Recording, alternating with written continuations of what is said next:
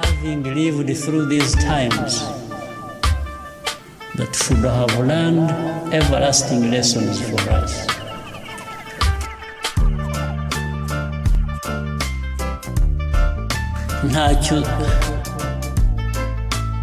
Nta mijugujugu tutaraterwa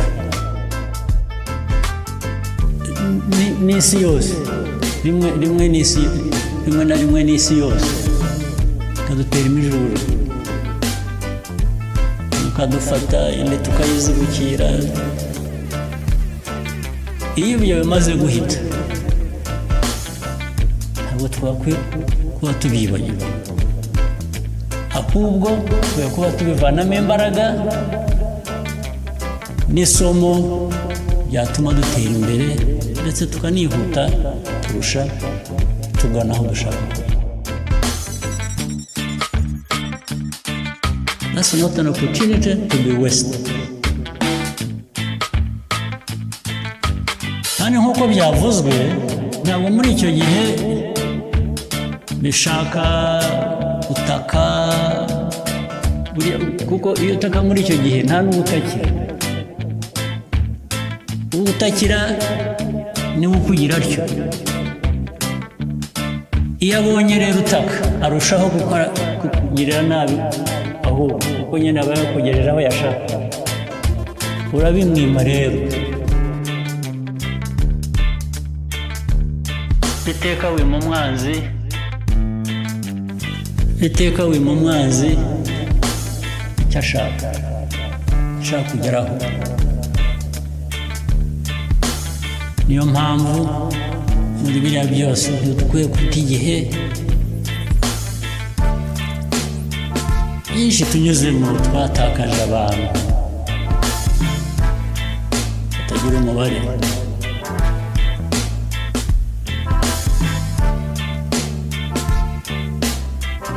Nta na rimwe tuba dukwiye kwihanganira icyatumye tubatakaza.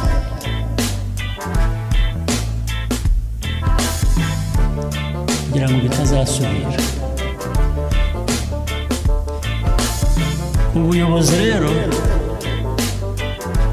naho gucurirwa, gucura ubuyobozi uko uvuga gucura ubwenge, gucura ubuyobozi naho gucurirwa mu bikomeye, mu bibazo bigomba gukemuka. U Rwanda tunyuze mu bintu byinshi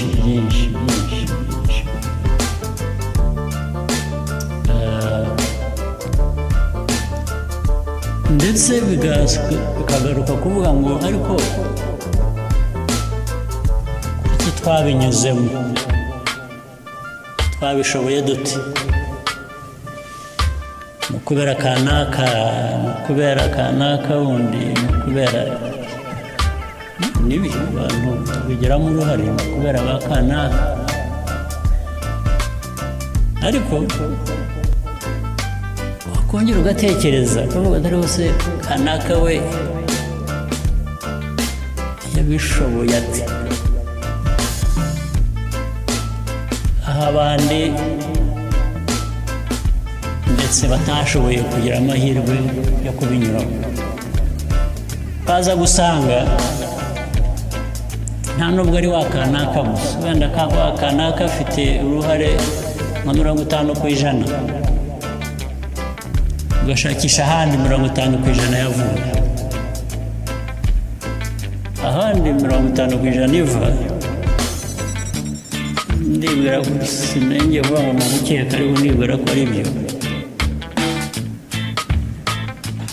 Bituruka kuri impamvu turi na hano, ubanza bituruka ku Mana dushatse tukagenda.